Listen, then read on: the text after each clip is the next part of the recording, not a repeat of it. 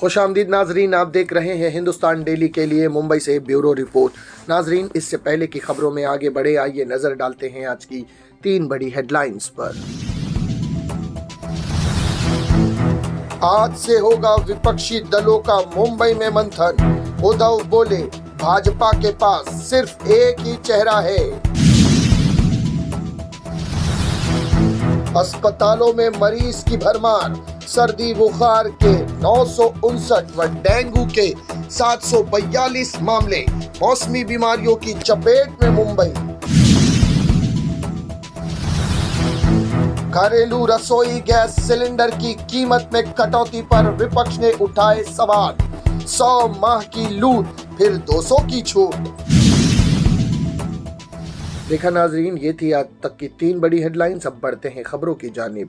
विपक्षी दलों की गठबंधन India national development inclusive alliance India गठबंधन की गुरुवार से मुंबई में 2 दिवसीय मंथन शुरू हो रही है। इस आयोजन में इंडिया गठबंधन पीएम नरेंद्र मोदी का विकल्प तलाश करने पर मंथन और चर्चा होगी। बुधवार को अगाड़ी की प्रेस कॉन्फ्रेंस में पूर्व सीएम उद्धव ठाकरे ने कहा कि बीजेपी के पास सिर्फ एक चॉइस है, लेकिन हमारे गठबंधन में पीएम पद के लिए कई योग्यवर उम्मीदवार हैं। उन्होंने कहा कि हमारा पीएम कौन होगा, ये बड़ा विषय है। हम सबका एक लक्ष्य देश को बीजेपी सरकार से मुक्त करना है। इंडिया गठबंधन का संयोजन कौन होगा, इस सवाल के जवाब में ठाकरे ने कहा कि पहले ये बताया जाना चाहिए कि बीजेपी की अगुवाई में बनी एनडीए की संयोजना कौन है।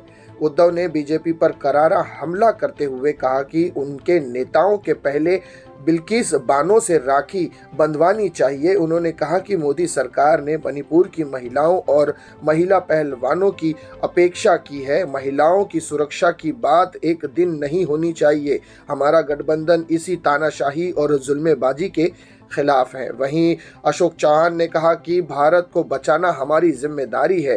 पहले हम 26 पार्टियां गठबंधन में थी और अब हम 28 पार्टियों का गठबंधन है। देश के स्वतंत्र संग्राम के दौरान मुंबई से भारत छोड़ो का नारा दिया गया था। अब हम बीजेपी को सत्ता से हटाने की मुहिम छेड़ेंगे। आज देश के लोग बेरोजगारी और महंगाई से जूझ रहे हैं। वहीं आज राहुल गांधी जो है ग्रैंड हयात से लेकर कांग्रेस दफ्तर तक रोड शो भी करने वाले हैं। वहीं राष्ट्रीय जनता दल के प्रमुख लालू प्रसाद यादव ने कहा कि इंडिया गठबंधन की बैठक में संयोजक का नाम तय किया जाएगा। इस पद के लिए बिहार के सीएम नीतीश कुमार और कांग्रेस के राष्ट्रीय अध्यक्ष मल्लिकार्जुन खड़गे का नाम आगे चल रहा है। हालांकि नीतीश कुमार ने इस पद की जिम्मेदारी लेने से इनकार किया है। लालू ने इस मीटिंग में यूपी के पूर्व सीएम मायावती के भाग नहीं लेने पर 2 टूक अंदाज में कहा कि उन्हें हम लोगों ने नहीं बुलाया है। लालू बुधवार को मुंबई के एक अस्पताल में चेकअप के लिए पहुंचे थे, जहां पत्रकार ने उनसे बातचीत की थी। तो ये थी नाज़रीन अब तक की पहली बड़ी खबर। आइए बढ़ते हैं अब दूसरी खबर की जानिब। अगस्त में कम बारिश से महामारी जैसी बीमारियों के मरीजों की संख्या में कमी आई है, लेकिन सर्दी बुखार और डेंगू मरीजों की संख्या में बढ़ोतरी हो रही है। मुंबई में सर्दी बुखार के 959 और डेंगू के 742 मामले पाए गए हैं। इसीलिए मुंबईकरों के सामने सर्दी बुखार और डेंगू का खतरा अब भी बना हुआ है। जून में मानसून आने के बाद महामारी बढ़ने लगी थी, लेकिन जैसे जैसे बारिश तेज हुई मरीजों की संख्या बढ़ने लगी। वैसे अगस्त में जैसे जैसे बारिश कम हुई, महामारी रोग के मरीजों की संख्या में भी कमी होने लगी है। लेकिन अभी भी मुंबई सर्दी गर्मी से होने वाली बीमारी डेंगू से जूझ रही है। वहीं जुलाई में महामारी के 3863 मरीज मिले थे।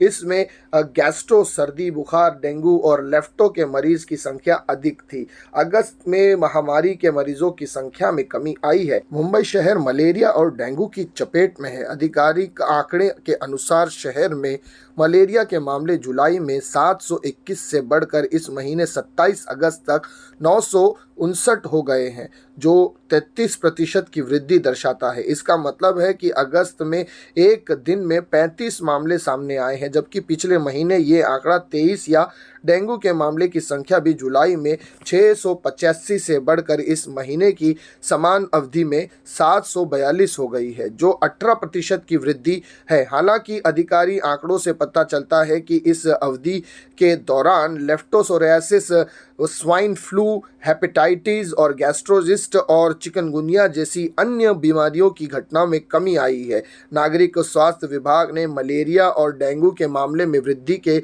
लिए मुंबई भर में रिपोर्टिंग केंद्र की संख्या में वृद्धि को जिम्मेदार ठहराया है, जिसमें नागरिक औषधालय, हृदय सम्राट बाला साहेब ठाकरे क्लिनिक, निजी प्रयोगशालाएं और अस्पताल शामिल है। चेंबूर के डॉक्टर खंगबोड़िया के अनुसार मौसम के बदलाव के कारण बीमारियों में वृद्धि हुई है। दवाखाने में लोगों की भीड़ दिखाई दे रही है। ज़्यादातर मरीज सर्दी बुखार के आ रहे हैं। जांच करने के बावजूद डेंगू के लक्षण मिल रहे हैं। तो ये थी नाज़रीन अब तक की दूसरी बड़ी खबर। आइए बढ़ते हैं अब अंतिम खबर की जानिब। केंद्र सरकार द्वारा रसोई गैस सिलेंडर की कीमत में कटौती की घोषणा पर सियासी बयानबाजी शुरू हो गई है। कांग्रेस, सपा समेत तमाम विपक्षी दलों ने केंद्र पर निशाना साधते हुए कहा कि चुनाव को देखते हुए ये फैसला लिया गया है। सपा सुप्रीमो अखिलेश यादव ने तंज कहते हुए कहा कि 100 महीने की लूट फिर 200 की छूट। लगता है भाजपा के कैलेंडर में ओणम और रक्षाबंधन 10 वर्ष में एक बार ही आता है। ऐसा करके भी लोग मुस्कुरा कैसे लेते हैं। अब भाजपाई धन्यवाद का धारावाहिक भी शुरू कर देंगे।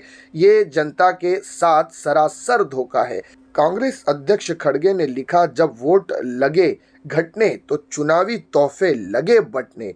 कांग्रेस ने दावा किया कि केंद्र सरकार ने पिछले 9 वर्ष में एलपीजी के दाम में 185% की वृद्धि की और अब सिर्फ 17.5% की कमी की है।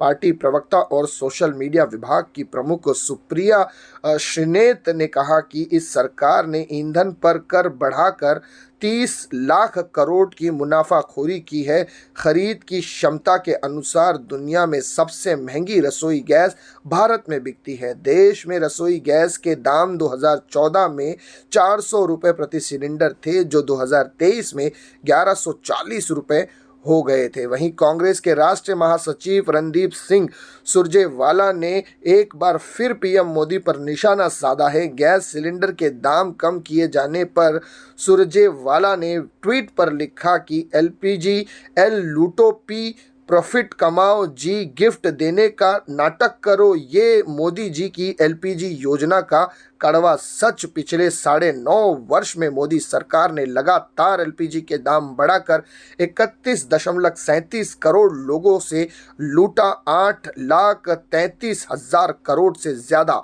जनता की जेब पर डाका डालकर लूटा है।